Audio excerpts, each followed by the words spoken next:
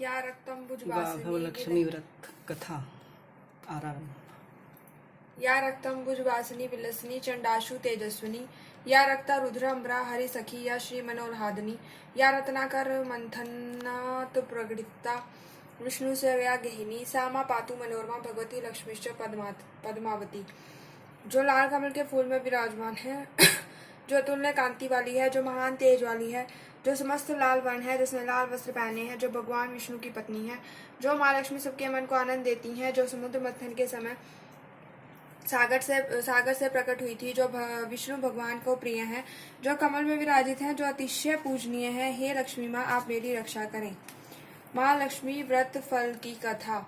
यान्तु देवगणा सर्वे पूजा मादाय माम किम इष्ट काम समृद्धि अर्थ पुनर्मन्य च। श्री गज लक्ष्मी।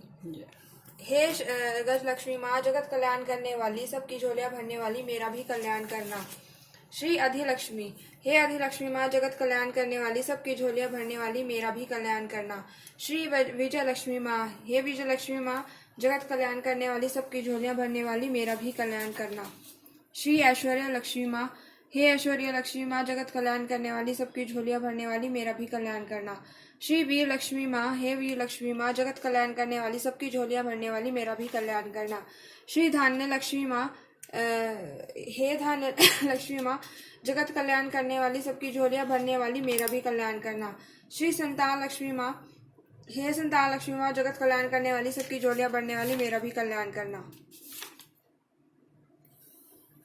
कथा प्रारंभ। एक बड़ा शहर था। इस शहर में ना जाने कितने ही लोग रहते थे। देश के कोने कोने से रोजगार की तलाश में आए लोग जब इस शहर में आते थे तो इनके पास कुछ भी तो नहीं होता था। उनकी एकमात्र इच्छा यही रहती थी कि उनको किसी तरह से भी 2 समय की रोटी मिल जाए, मेहनत मजदूरी करके अपने बच्चों का पेट पाल लें, बस प्रभु के गुण गाएं। वैसे तो देखा जाए मानव की इच्छाओं की कोई सीमा नहीं होती। शुरू में वह ही सोचता है कि उसे 2 समय की रोटी मिल जाए, प्रभु की यही सबसे बड़ी कृपा होगी। इसी के लिए हम मंदिरों में जाते हैं, तीर्थ यात्रा करते हैं और कथा सुनते हैं। और जब उन्हें 2 समय की रोटी मिलने लगती है तो उनके मन में कुछ और विचार उठने लगते हैं, जैसे उनकी आय बढ़े, उनके पास धन हो, रहने के लिए बढ़िया मकान हो, पहनने के लिए अच्छे कपड़े हो, सवारी के लिए कार हो या स्कूटर ही हो। बस रोटी मिलने के पश्चात उनकी लालसा बढ़ती जाती है। किसी ने ठीक ही कहा है, भूख की एक सीमा है जिसे खाना खाते ही पूरे कर लिया जाता है, परंतु लालसा की तो कोई सीमा नहीं।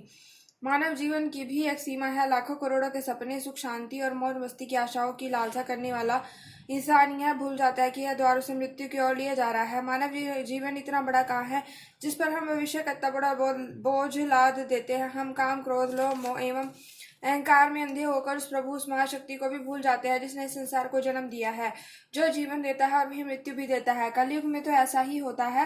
पाप की परछाइयां लंबी और गहरी होना शुरू हो जाती हैं। धर्म व्यापार बन जाता है। धर्मी खूब फलते फूलते हैं। इस बड़े शहर में तो धर्म कम और अधर्म अधिक था। इसी शहर के एक मोहल्ले में राधा और गोपाल पति पत्नी के रूप में रहते थे। उनका छोटा सा घर था, यानी घर के नाम पर एक कमरा था। उसी में रसोई, उसी में सोना, उसी में खाना पीना, यही था उनका घर। गोपाल किसी मिल में नौकरी करता था। राधा घर का सारा काम काज करती थी। उसने अपने छोटे से घर को भी इतना साफ सुथरा और सजा रखा था कि मोहल्ले की औरतें भी अक्सर कहती थी, घर की सफाई रखना तो हमारी राधा बहन से सीखे। यह बात तो राधा भी जानती थी कि शहर में अच्छे लोग कम और बुरे अधिक हैं। उसी के आस पड़ोस में कुछ औरतें ऐसी थी जो दिन भर एक दूसरे की चुगलियां करती रहती थी। दूसरों के घरों में ताक झाँक कर उनकी बुराइयां ढूंढना तो उनका सबसे पहला काम था। अपने घर की भले ही उनको कोई खबर ना हो, मगर पूरे मोहल्ले की खबर तो उनके पास यूं रहती थी जैसे मोहल्ले की डायरी लिखने का काम प्रभु ने उन्हें सौंप रखा हो। राधा को उनकी यह बातें पसंद नहीं थी। पहले तो उसे घर के कामकाज से ही समय नहीं मिल पाता था। दूसरे पति की सेवा करना उसका धर्म था। पति की लंबी आयु और उन्नति के लिए ईश्वर की उपासना करती। हर मंगलवार को महावीर जी का व्रत अपने पति की चिर आयु के लिए रखती। मोहल्ले की चुगलखोर औरतों को राधा की अच्छी आदतें कैसे पसंद आ सकती थी। वे तो यह कहने लगी थी कि राधा में बड़ी अकड़ है, जो किसी से बात करना पसंद नहीं करती। शायद इसलिए ना कि वह बड़ी सुंदर है, उसे अपनी सुंदरता पर बड़ा गर्व है। उसे यह नहीं पता जिस मोहल्ले में रहते हैं वहां सबसे मित्रता करते हैं, उनके साथ मिलकर बैठते हैं। यदि वह किसी के पास सुख दुख बांटने नहीं जाएगी तो कल को इसके पास कौन आएगा। इन सब की बड़ी बहन राम भजनी थी, जो पूरे मोहल्ले को अपनी उंगली पर नचाती थी। बहन राम भजनी ने अपनी ही एक कीर्तन मंडली बना रखी थी।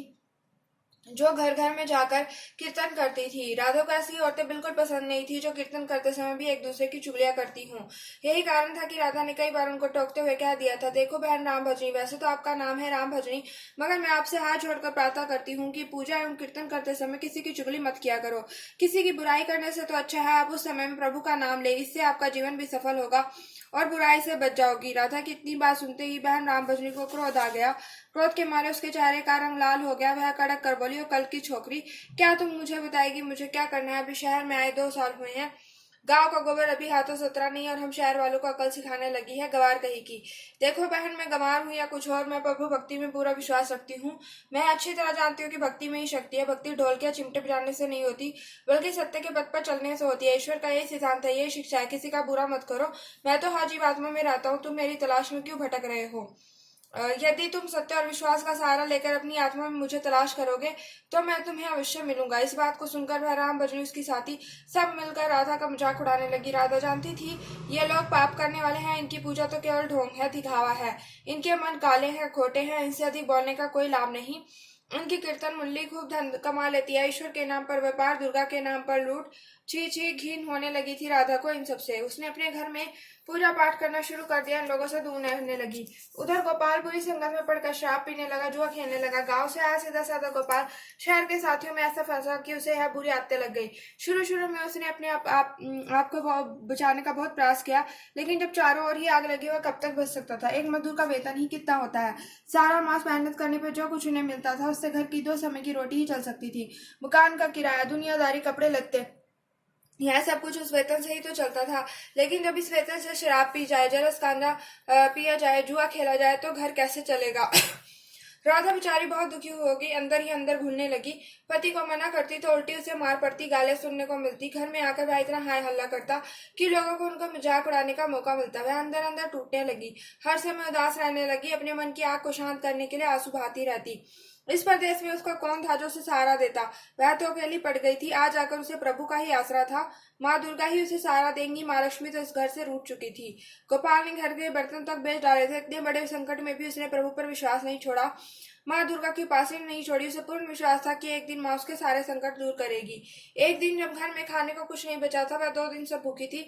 जिस दुकान से खाने पीने का सामान उधार मिलता था उसने उधार देने से मना कर दिया था, क्योंकि उसके पिछले रुपए ही नहीं दिए गए। इस युग में तो जिसके पास लक्ष्मी नहीं वह भूखा मर जाएगा। राधा माँ लक्ष्मी के चित्र के आगे हाथ जोड़े बैठे रो रही थी। माँ ने उसकी आंखों से टपकते आंसू देख लिए थे, उसके हृदय के दुख जान लिए थे। राधा रोए जा रही थी, साथ में वह माँ लक्ष्मी का पूजन भी कर रही थी। माँ लक्ष्मी, मुझे बचा लो, मुझे बचा लो माँ।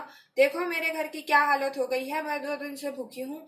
मेरा पति बिगड़ चुका है। घर में लक्ष्मी जी आ बैठी है, परंतु आपका दूसरा स्वरूप जो इस संसार में माया का है वह इस घर में नहीं है।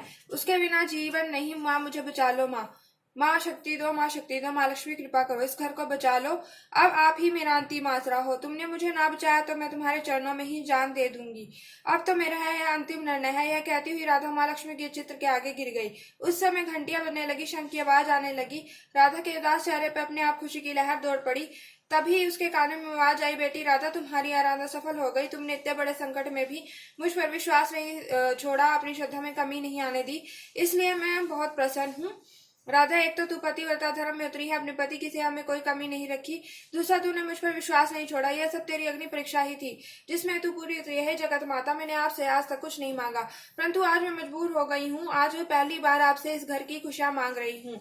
मुझे धनवान बनने की कोई लालसा नहीं, मुझे तो जीवन जीने के लिए धन की जरूरत है, जिससे हम खाना खा सके। मेरे बिगड़े हुए पति को सुधार दो। जाओ बेटी, अपने को संभालो, मैं तुम्हारी मनोकामना पूर्ण करने के द्वार खोल रही हूँ। उठो, अपने घर के द्वार खोलो। राधा के अंदर न जाने कहाँ समझाने शक्ति आ गई थी। वह माँ लक्ष्मी के चरणों से उठकर अपने घर के द्वार की ओर गई तो सामने ही तिलकधारी ब्राह्मण को खड़े पाया। बेटी राधा, जय माँ लक्ष्मी जी बोलो, जय माँ लक्ष्मी। राधा ने पूरी शक्ति से कहा, देखो बेटी, मैं माँ लक्ष्मी जी के मंदिर का पुजारी हूँ। माँ के आशीर्वाद से यह 2 बरी आटा और साथ में दालें, घी, यह सब खाने की सामग्री आपके घर पहुंचाने के आदेश हुए हैं। आप धन्य हैं महाराज, आप धन्य हैं। माँ लक्ष्मी के पुजारी होने के नाते मैं आपके चरण छूती हूँ महाराज। आपसे यह प्रार्थना करती हूँ कि मुझे इस संकट से निकलने का उपाय बताएं। देखो बेटी, इस माया रूप संसार में सुख प्राप्त करने के लिए अपने मन को शुद्ध और आत्मा को पवित्र रखना पड़ता है। माया जी को तिजोरी में बंद रखने वाले पापी होते हैं। यदि तुम अपने मन की शांति और घर गृहस्थी चलाने के लिए लक्ष्मी जी को प्राप्त करना चाहती हो तो वैभव लक्ष्मी माँ का व्रत करो। इस व्रत को करने से आपकी हर मनोकामना पूर्ण होगी, तुम्हारे सारे संकट दूर हो जाएंगे। लेकिन पुजारी जी, मुझे इस व्रत की विधि तो बता दो। मैं तो माँ की उपासना बचपन से कर रही हूँ, किंतु व्रत की विधि ने मुझे नहीं पता। देखो बेटी, लक्ष्मी जी का व्रत बहुत सरल है। इसे वैभव लक्ष्मी व्रत कहा जाता है। जो प्राणी सच्चे मन से इस व्रत को कर लेता है उसकी सारी मनोकामनाएं पूर्ण होती हैं, उसे हर प्रकार के सुख संपत्ति प्राप्त होते हैं। इस व्रत को विधि पूर्वक करने से इसका फल मिलता है। जो लोग इस व्रत को विधि पूर्वक नहीं करते उन्हें कोई फल तो नहीं मिलता, बल्कि वे अपनी मन की शांति खो बैठते हैं। कई पाखंडी और धोखेबाज यह कहते फिरते हैं कि सोने के गहने की हल्दी कुमकुम से पूजा करो बस व्रत हो गया, परंतु ऐसा है नहीं। कोई भी व्रत जब तक अपनी विधि अनुसार नहीं किया जाता उसका फल शून्य ही मिलेगा। यह सब कुछ भी अपने आप पर निर्भर करता है। वैसे घर में यदि सोना हो तो व्रत रखकर उसकी उपासना जरूर करें। माँ लक्ष्मी जी का व्रत शुक्रवार को रखना चाहिए। सुबह उठकर नहा धोकर साफ सुथरे कपड़े पहने और दिन भर माँ का पूजन करें। हर समय मुंह से यही शब्द निकले, जय लक्ष्मी माँ, जय लक्ष्मी माँ। शाम के समय पूर्व दिशा की ओर मुंह करके आसन पर बैठे और माँ लक्ष्मी की मूर्ति या चित्र किसी ऊंचे स्थान पर रख उसके आगे चावलों की ढेरी लगाएं। एक खुली प्लेट में सोने के जेवर रखें। यदि सोने के जेवर ना हो तो चांदी से भी काम चलेगा। माँ लक्ष्मी के चरणों में गुलाब के सुर्ख फूल अर्पण करके धूप के साथ साथ देसी घी की ज्योति जलाए। वैसे तो माँ लक्ष्मी के अनेक रूप हैं, परंतु इन सब की नींव श्री यंत्र है। जो माँ के भक्त श्री यंत्र के दर्शन कर लेते हैं, समझ लो उन्होंने माँ के हर रूप के दर्शन कर लिए। इसलिए माँ पूजन के समय श्री यंत्र को मत भूलें। सबसे पहले प्लेट में रखे जेवर को हल्दी का टीका लगाकर 5 बार बोले, जय माँ वैभव लक्ष्मी, जय माँ वैभव लक्ष्मी, हमारी खाली झोली भर दो, हमारी खाली झोली भर दो।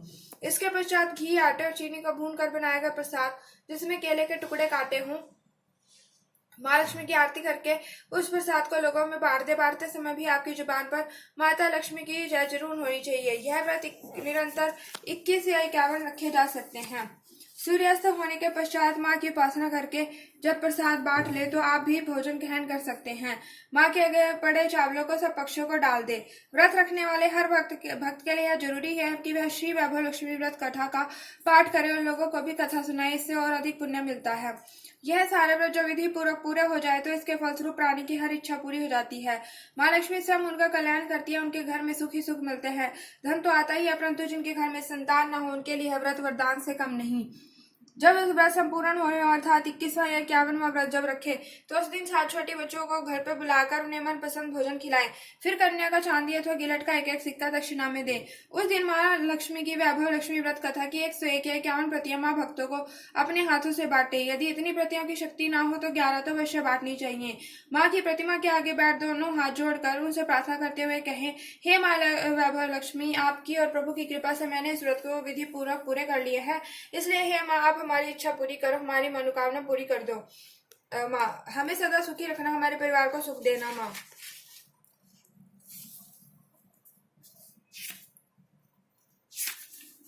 बस बेटी, यही हर प्राणी के लिए कल्याण मार्ग है। तुम भी श्री वैभव लक्ष्मी व्रत करो, तुम्हारा पति भी ठीक हो जाएगा और तुम्हें धन भी मिलेगा, तुम सदा कष्ट मुक्त रहोगी।